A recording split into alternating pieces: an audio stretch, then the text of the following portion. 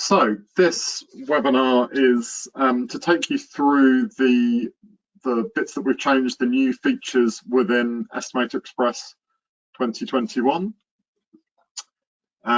So I've been it's actually quite an interesting task, because you do so many things over the months running up to an update, and you kind of forget all the things that have gone into it. So it's always an interesting opportunity when doing these webinars, when we launch new software, to actually work out everything that we've changed and write them all down into a list. So I'm gonna take you through the bits that certainly the bits that I can remember that are new. So I'm going to start off by showing you about the PlansExpress import.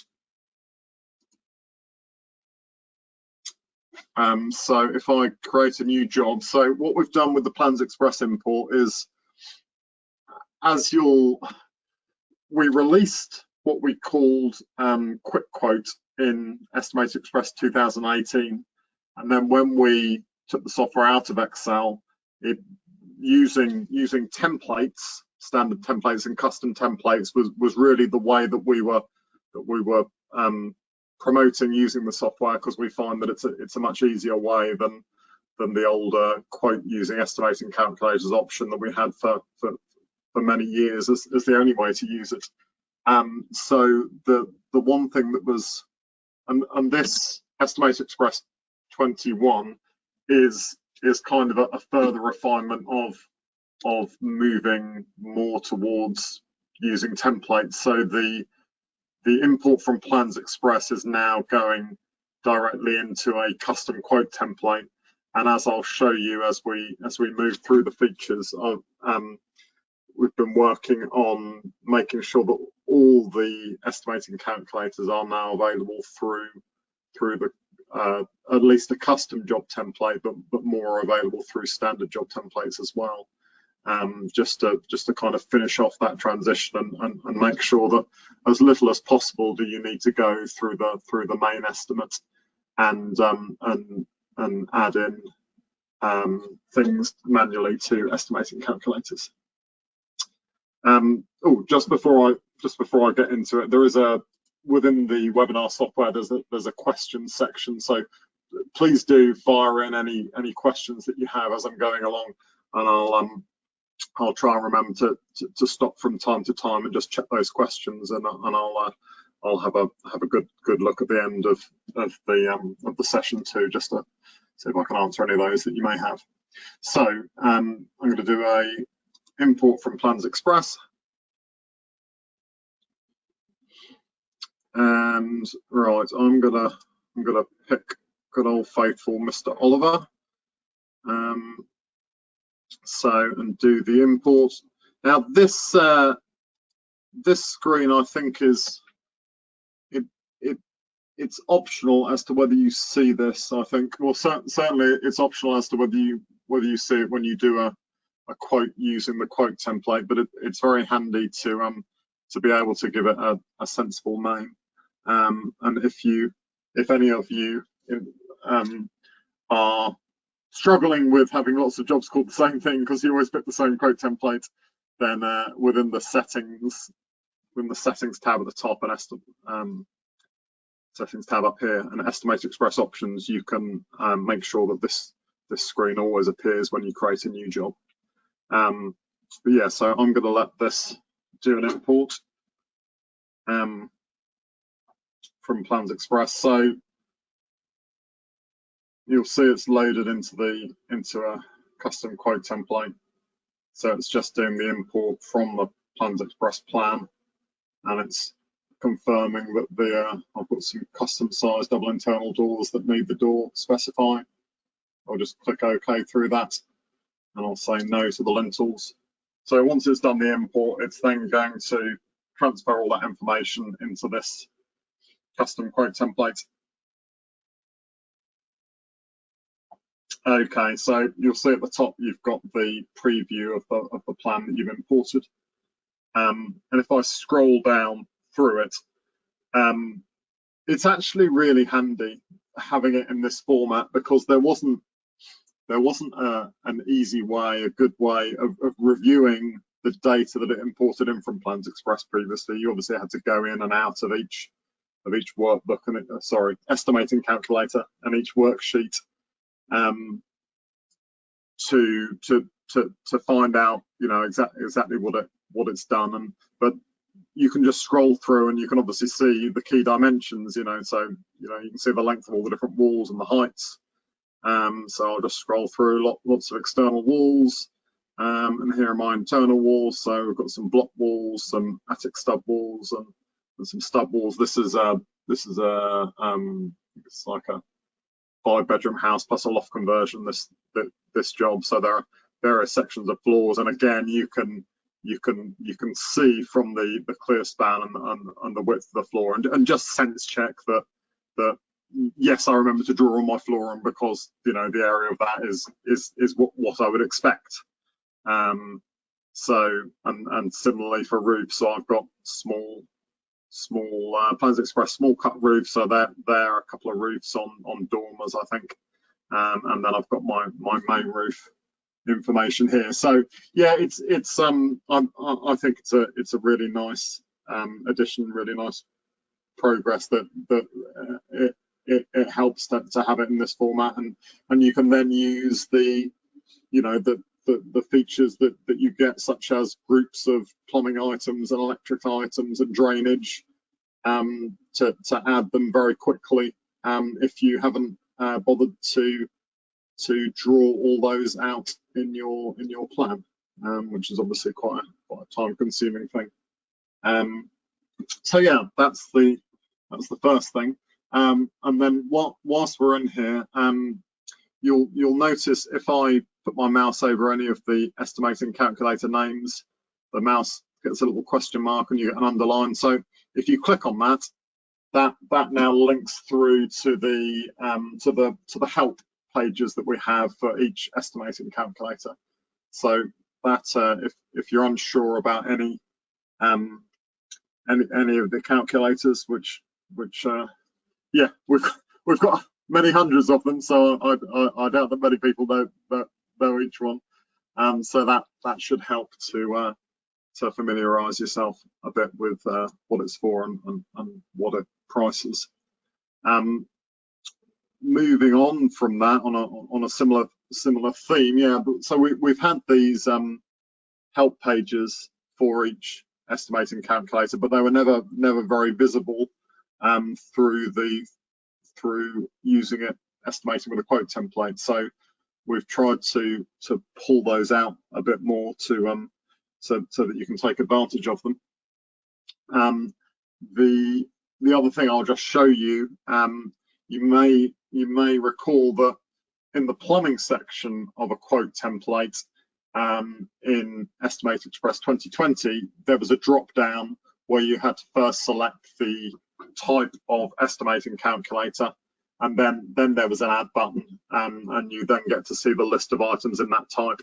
And which was fine, because it broke down the list so that you didn't have as many to look through. But if you didn't know which estimating calculator type we'd put it in, it could be quite frustrating and quite tricky to find the thing that you're trying to add. So we've changed it round in this version. So there's just one button, and that loads up a page where you can see them all, but you can also filter in the same way that you did before. So if you click on the little filter button, you can say, oh, I just want to look at pipe fixings, for example, but the nicer way of doing it is saying, oh, maybe I want a gas pipe. So just type in gas, press enter, and it will filter to all the places where the word gas is in. So that I think is a much quicker and simpler way of finding what you need. Incidentally, all of these gas pipe calculators were actually not available before through a quote template, which was I think was an oversight rather than anything. Yeah, I went through and was cross-checking everything that we had and whether they were available. So I found quite a few that needed adding. So now everything is available through a quote template. So that's one of the other things that we've been doing. Whilst I'm in this plumbing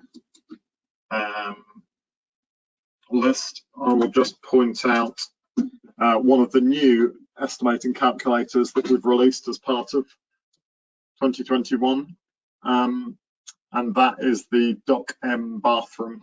So it's for wheelchair accessible washroom facilities, it says. So we've got toilet basin, bathing facility, shower tray and grab rails and shower seats and a special shower curtain.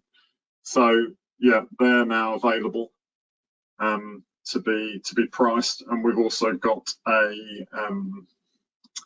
a floor to go with it. We've got a non-slip vinyl floor which is in the fitting out section, and that is those two are for people that have access to the plumbing and heating section of calculators. So depending on when you bought the software, the version that you bought and the add-ons that you bought, you may or may not have access to these calculators that I'm showing you today. Yeah, I think most of them will be available for everybody, but I know that one is specific for people that have access to the plumbing and heating calculators.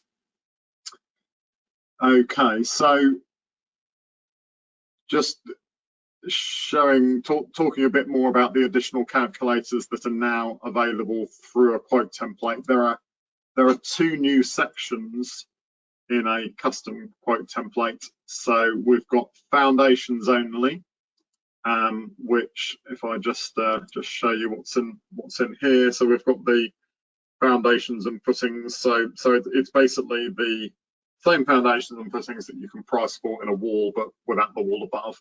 So these are the ones that we originally did when we had I think we had a Groundworks trade edition a number of years ago, so that ground workers could buy a sort of cut down version of the software. Yeah, so they're now more generally available for anybody that needs to price for just foundations and footings.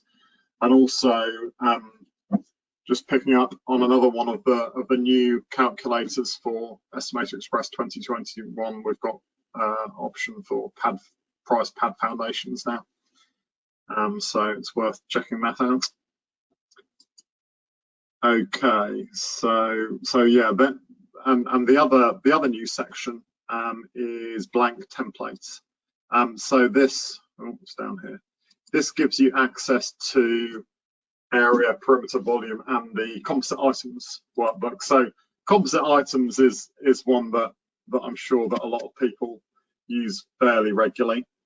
So this basically allows you to price for anything that isn't there by standard. So it allows you to bring up a just to compile a list of resources, material, labour, plant, subcontract, sundry resources, and describe what they're being used for and quantify them yourself. So yeah, you can now do that directly through the quote template, so you don't have to go through the main estimate to add those anymore. Okay, so yeah, as I was saying, I went through and just cross-checking what was available and what wasn't through quote templates. So there are over 90 calculators that previously weren't available that now are. Now some of these are new ones, sort of half a dozen or so are brand new for 2021, but the others were just things that were only available through the main estimate, so were probably quite hidden from most people. So there are 8 additional boiler calculators. the gas pipes that I mentioned. We've got shop doors and shop windows are available now, as are custom sized doors and windows and replacement windows. And then we've got the fitted kitchen and the utility room fitting out. And then I think it may have been with EstimatorXpress 2020, but we released a load of calculators for garage conversions. So these are now available through a quote template. So I'll just go through and show you where those ones are, because it's worth mentioning. So in renovation and demolition, we have at the bottom here, we've got wall upgrade. So this is for if you've got a garage and you're needing to put an additional leaf internally and some insulation on. So we've got a dense block internal leaf, we've got an internal stubwork leaf, and we've got a lightweight block internal leaf. There are another couple of sort of standalone walls within the internal walls. So let's just find internal walls, and I'll go to the add button. So we've got a fire rated timber stud wall, and we've also got insulated block wall finished on one side. So the idea of that being that if you're separating a double garage into a single garage and a living space, that's the purpose of those. That's why we've got only finished on one side, as it were. And then within walling sundries, you've now got access to the lintels below ground calculator. And then within floors, there's a slab bearing timber ground floor, and there's both a floating floor and a screeding to existing slabs. So they're all available through the quote template now, and we plan to do a video showing you how you put together a typical garage conversion job, a bit like hopefully you've seen the one on doing a loft conversion for a custom quote template. So we have to do a similar thing for a garage conversion, because you know the calculators are spread out over multiple sections, so it's handy to have that as a resource to explain where you go for the different parts that you will likely need. Finally, just on the calculators that are now available through a quote template, I believe in structural beams and posts. Yeah, so the corner structural alterations. So if you're taking out the corner of a building and you're putting in sort of a T-shape of steels, as it were, to support that. So that was only available previously through the specific calculator to do a corner extension, but that's now available for use in any circumstance. So that's again a handy addition.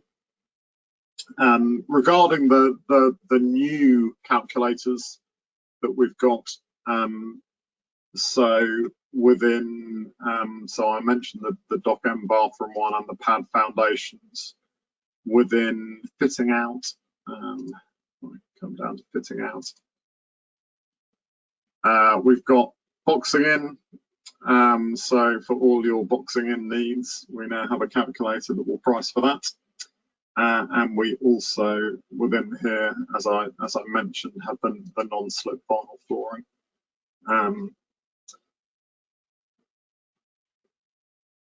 And the final one, if I just go down to roofs,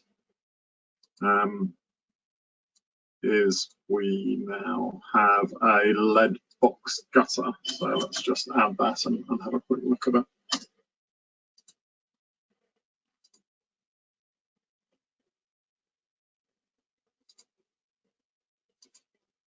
Okay, so we've got the, I'll just go through the input. So you've got the actual width of the gutter, and then you've got the girth of the upstand on one side, and then on the other. So the image is for a box gutter next to a word's gone next to one of those walls. But if you've got two values of a roof coming down, you can also use it for that. Just imagine that it was symmetrical and enter in the correct length of the girth of gutter.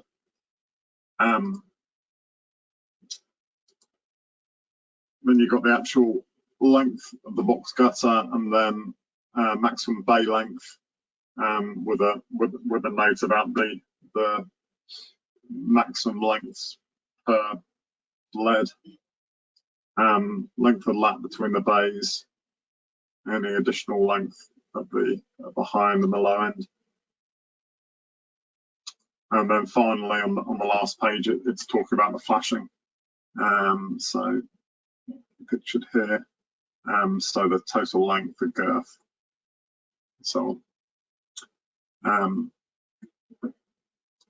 Okay, yeah, so they are the 5 new calculators: boxing in, dock end bathroom, non-slip vinyl flooring, and then pad foundations and lead box gutters. Okay, so that I think concludes this section on the basically the changes within quote templates. What I'm gonna show you next is one of the parts to the new Smart Scheduler bonus pack. Now, and that is about product substitution. So it's basically within a roof workbook or a stud wall workbook or other sort of timber containing calculators. We've got cutting lists. If you look down past the input dimensions, but that information sort of has always been there, but it's not very visible, and it's not very accessible and usable. You'd have to sort of know it's there and go and find it, so that when you come to ordering materials, you can use that information to help you work out the lengths and so on that you need to order. So we're now utilizing that information to and actually swapping in the right lengths of things into the job. So I'm going to show you that, but what I'm going to do is I'm just going to swap estimates. When you do an import from PlansXpress, it works on more of a sort of meter squared rate, so it doesn't actually know the dimensions of the item that you're building. Whereas if you use a normal quote template with an apex roof or an apex valley roof, it understands the shape of that roof, and that has a cutting list in it, which we can then use to help schedule the correct materials. So I'm just going to close down this job, and I will go into a different one to show you this. Okay, so I'm going to go into my job 5 here. So to demonstrate this, I've got a cut roof.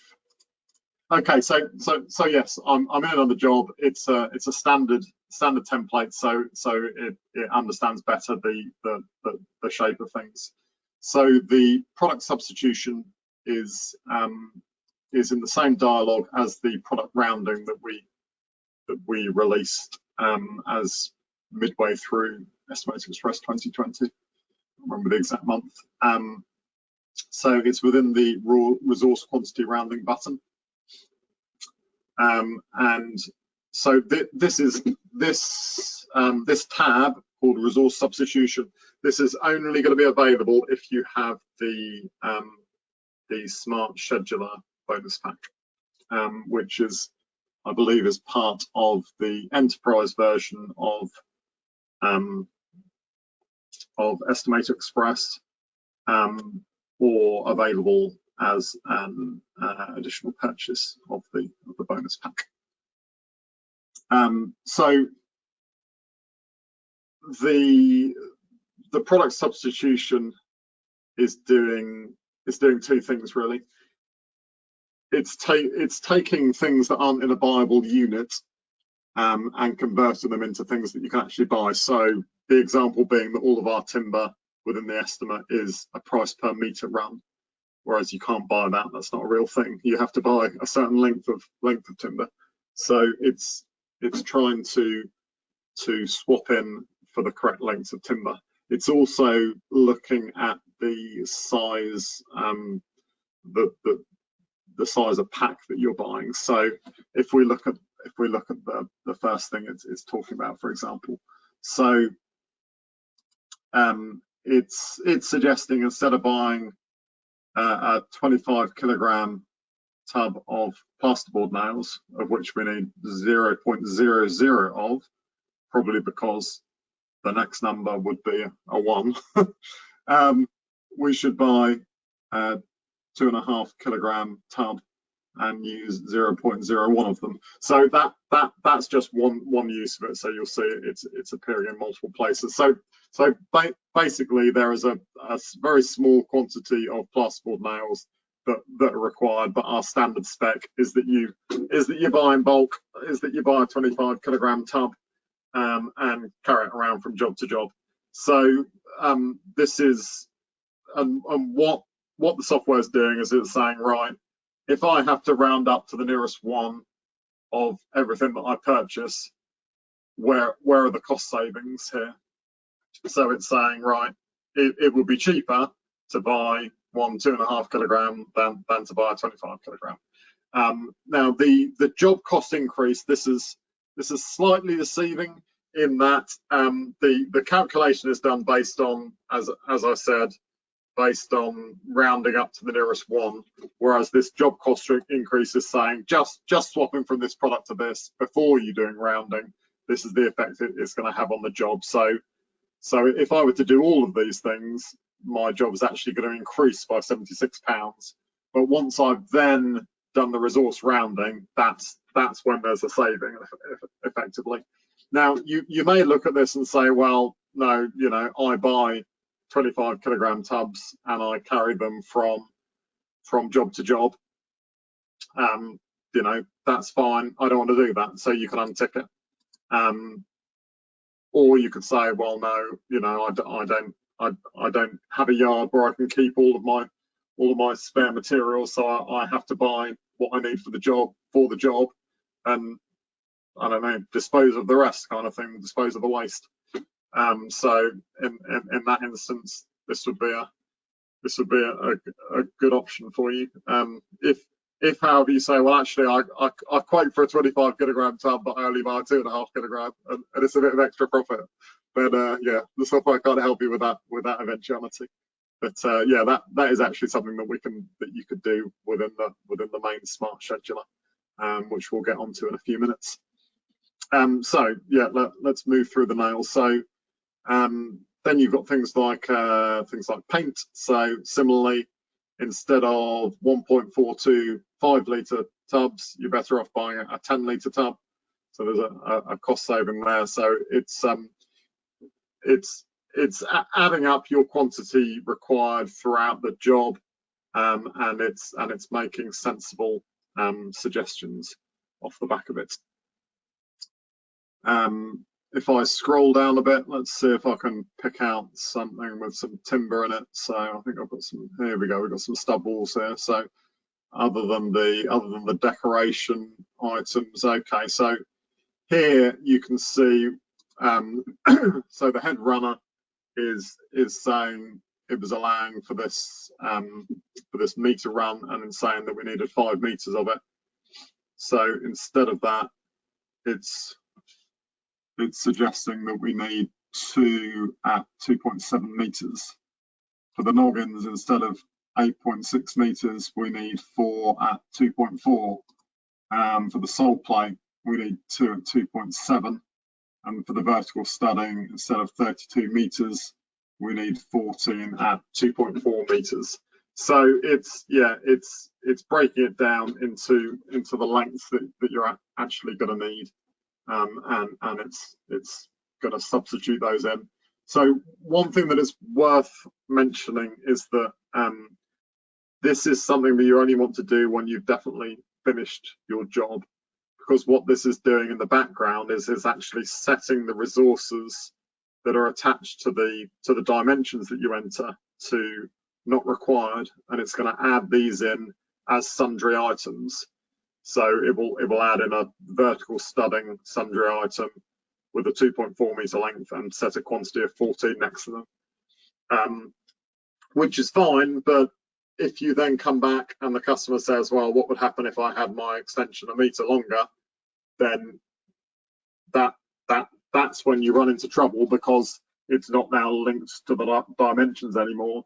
So it's well worth, before you do this, take a copy of the job, so that if you then need to go back in and make edits in that way, you can still do that, and those will flow through, and then you can always, run the substitution again after you've made the changes.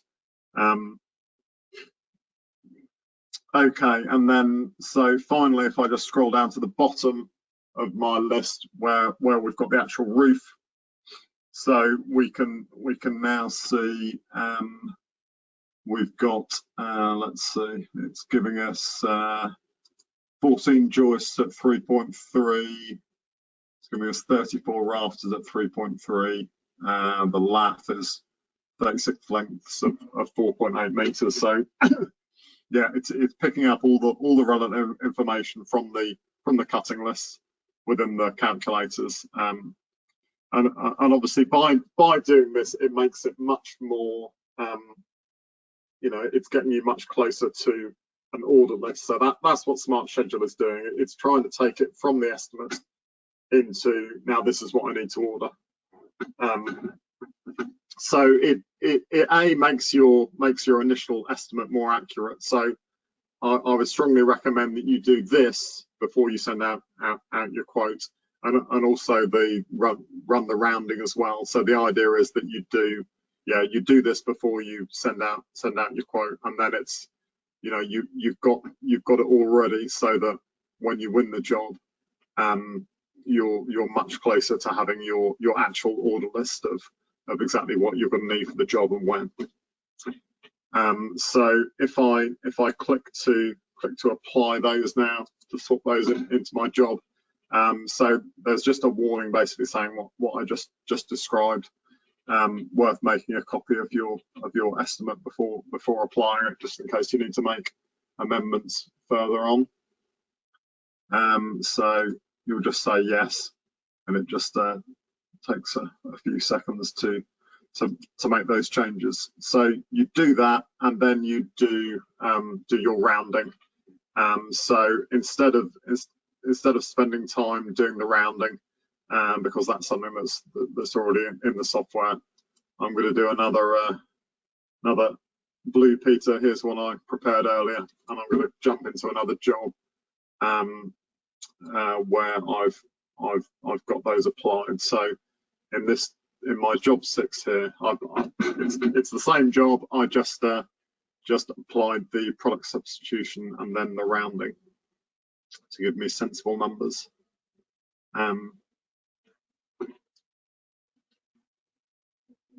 Okay, so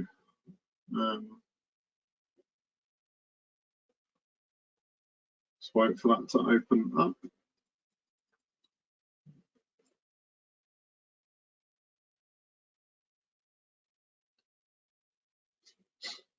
Okay, so before I go into Smart Scheduler proper, I'll just show you another couple of things that we've added to the software. So in the build program, as I'm sure you'll know, we changed the build program over within 2020 to be from a to have the sort of dependencies and arrows and to have it being automatically calculated. But the sort of downside of all that was that the particular tool that we're using didn't really handle printing of it. So when you went to print it, it actually went back to the old style of bar chart to print out, or you could have an image which wasn't a particularly great image of it.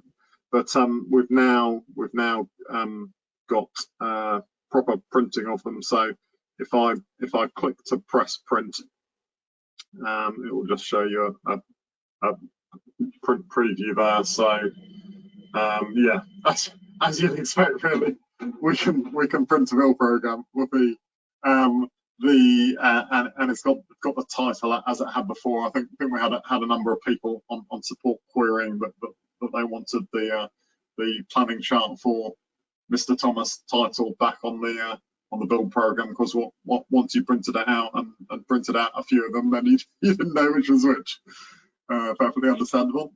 So yeah, that's back. There's also an option to print a date range. So if I were to take, I don't know, from till the end of September, it will crop it to just that length. And another thing that came up a number of times on support was the old version of the build program had an obvious button to filter particular build phases. So if you hold your mouse over the column for the build phase name, you'll see there is a little filter icon there, which, yes, I know it's small, but that isn't something we can control, I'm afraid. So if you click on it, then you are able to use the tick list to filter it to certain phases. But because we've had a number of phone calls of people not finding that, understandably, we've added some buttons here to set a filter. So it just pops it up easier to click on because it's bigger. And incidentally, you can also filter to particular dates if you wanted to by clicking on the start column. So if I wanted to just look at September, I could tick that, and it would show me just those.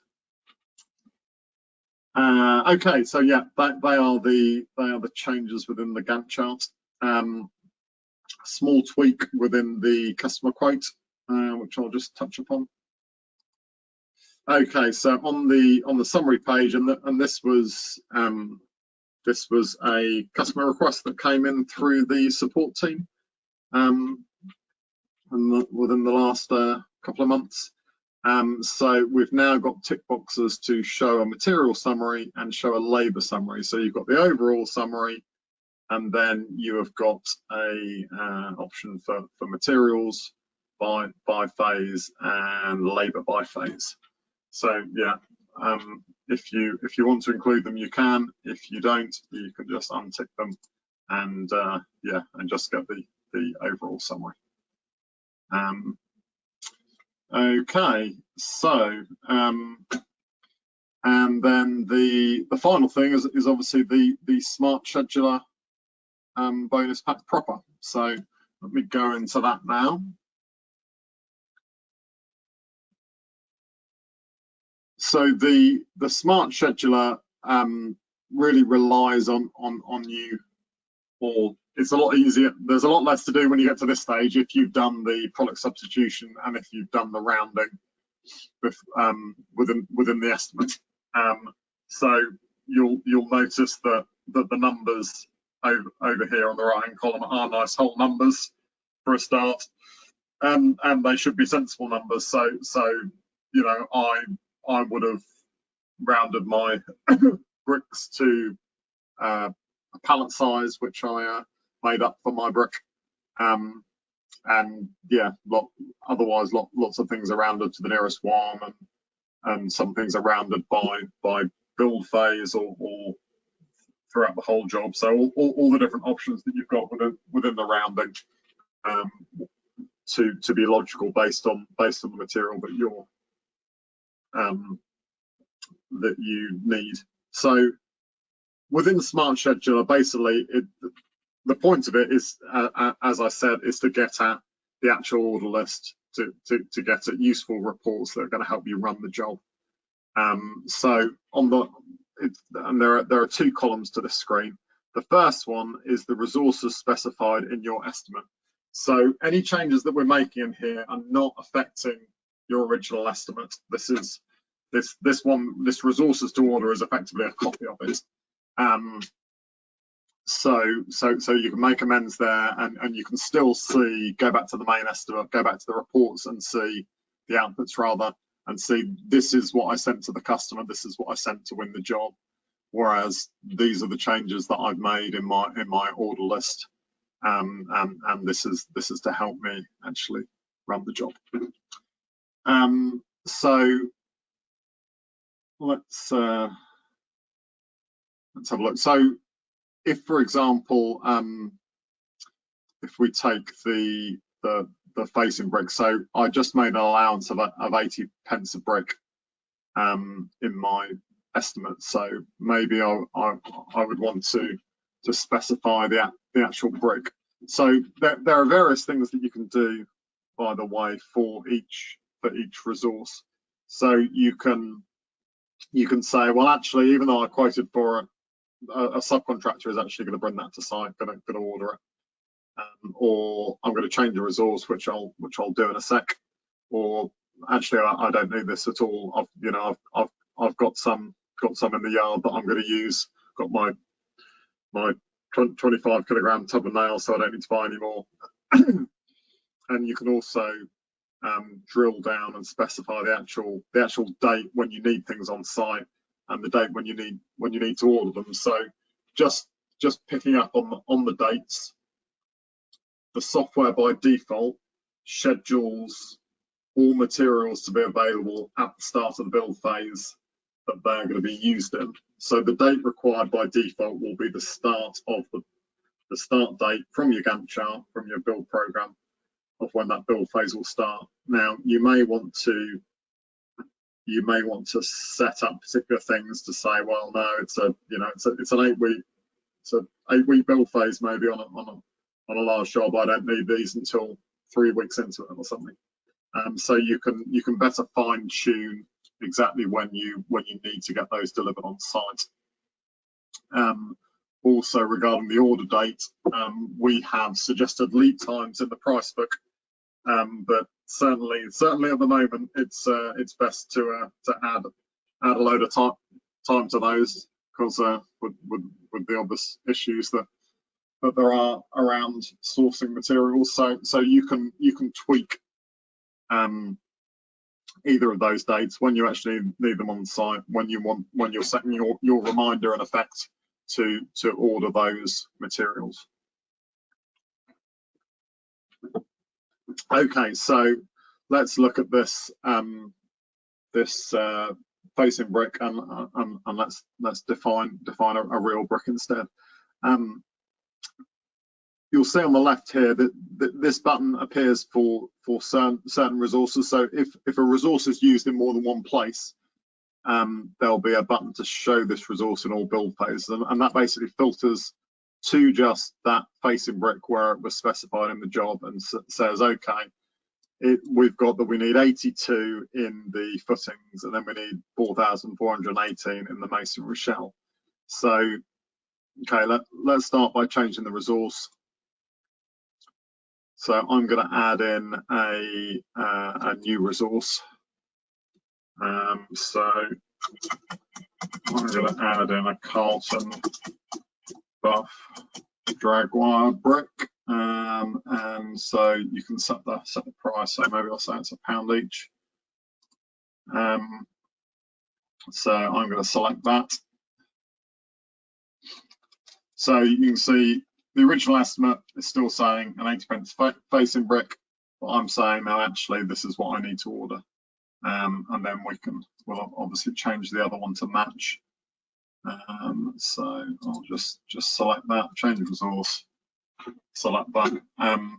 So the other thing that's obvious in here. So when, as I mentioned, when I did the product rounding, I would have said, I think I would have said that this brick comes in a pallet of 500, so round to the nearest pallet.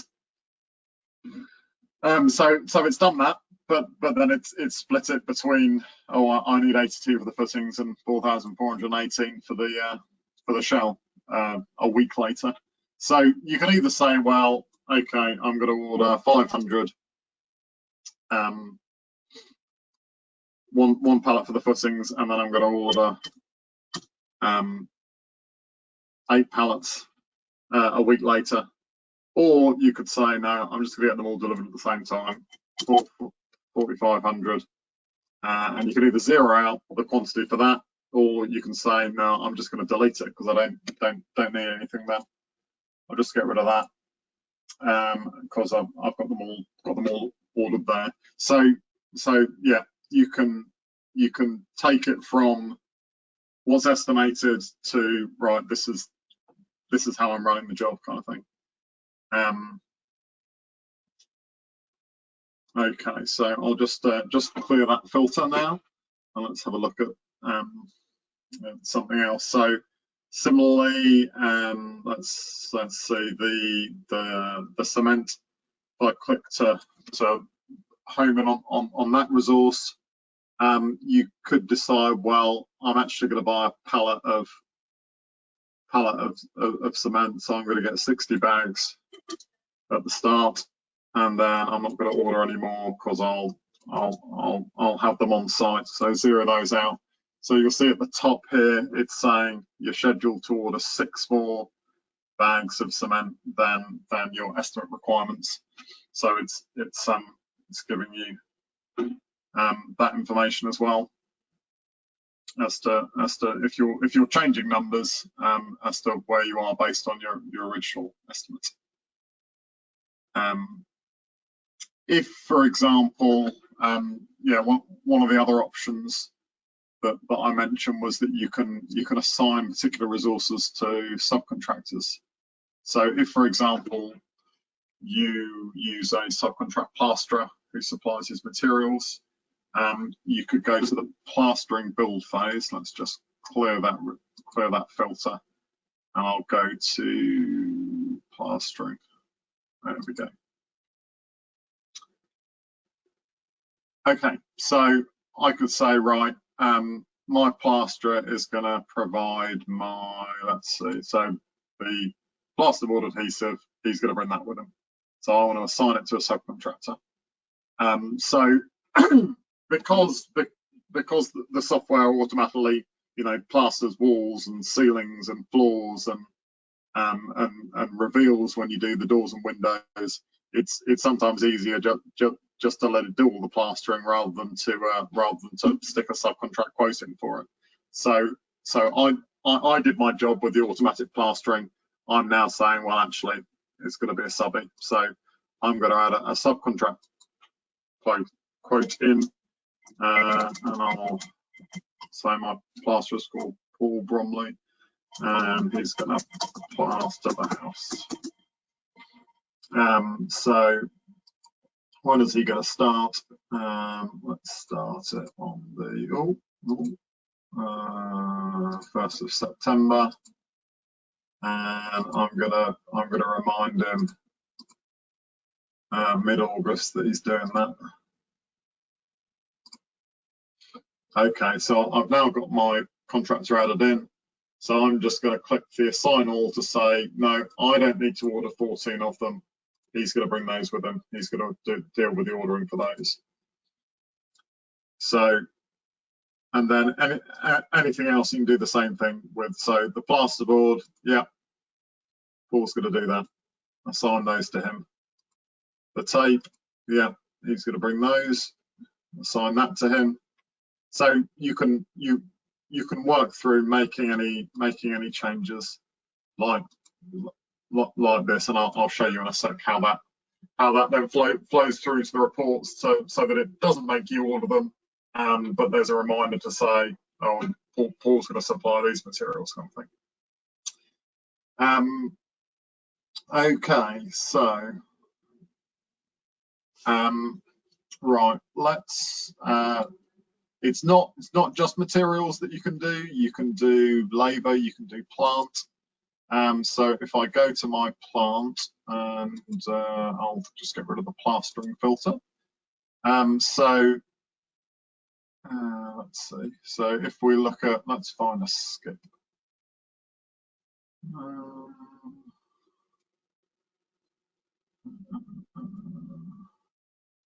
Shovel, wheelbarrow, skip.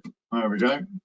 So just filter to my skip. So you can see here we need 3.74 6-yard skips.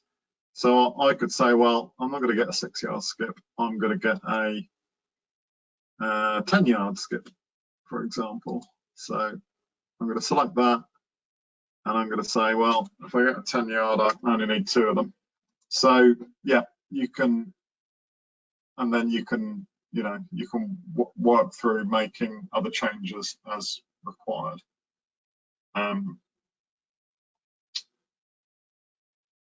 Okay, so yeah, that's, I think I've pretty much gone through the functionality within the smart scheduler.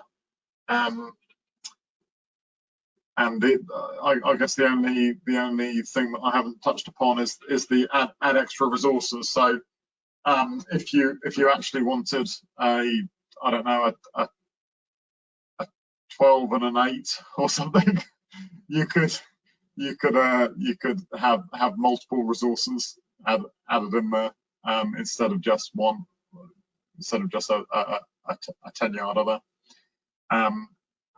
So you can delete resources, you can add in extras. Okay, so now moving on to the reports off the back of it. So let's start with the materials by build phase report. So this is a good sort of internal report for you to sense check what you need for each build phase. So yeah, it goes through a build phase at a time, when it's going to start, and then it describes. So for my footings, I need 300 engineering bricks. I'm going to order those. We said that we'd order all the main bricks, those Carlton bricks with the footings, and I need 50 coursing bricks, and then I need a cubic meter for my cavity fill, and then we said that we'd order a pallet of cement, so 60 bags of cement. Need a bulk bag of sand, and so on. So yeah, it's a good report just to sense check the changes that you've made and what you've got coming up, and you can then obviously go back to Smart Scheduler and make any adjustments that you notice. I'm not really going to do it that way. Let's go and change that kind of thing. So let's jump to the next one. So the materials by order date, that's just looking at it a slightly different way. So it's saying, right, the first time I need to think about ordering something is the 8th of July, and these are materials I need to order. They're all for the footings, but so I don't know whether I've got any. Okay, so this, yeah, so with this example, on the 20th of July, I need to order these for the roof structure, and I need to order these for the structural openings. So yeah, it groups things into order date. And on the right hand side, incidentally, you've got filters, so you can, if you want to just look at between the 14th of the 6th and the 8th of the 7th, you can filter the report to just showing you those what you need to order on those dates. The material order report is aimed at a report that you could give to a merchant. So if you've got your merchants, your data properly set up, you can filter it to a different merchant. So let's see what I've got from Crystal Direct. Okay, so I've got some cavity closers and three windows and a bifold door. Let's go back to Price Tracker. Okay, so yeah, you've got, this is when I need it delivered. This is when I think I need to order it by. This is the product description. This is the merchant's product code, and this is the quantity of them that I need. So yeah, that's a good good report with all the relevant information to help you remind you when you need to get things ordered and when you're likely to call them off. And then there are also reports for other resource types. So if I go into the plant report, for example, I'll see there's my 10-yard skip that we swapped in.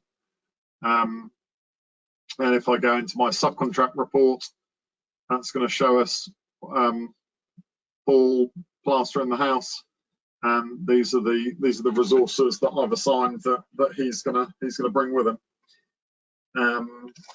So yeah, that's pretty much the features of the Smart Scheduler and all the bits that are new within EstimatorXpress 2021.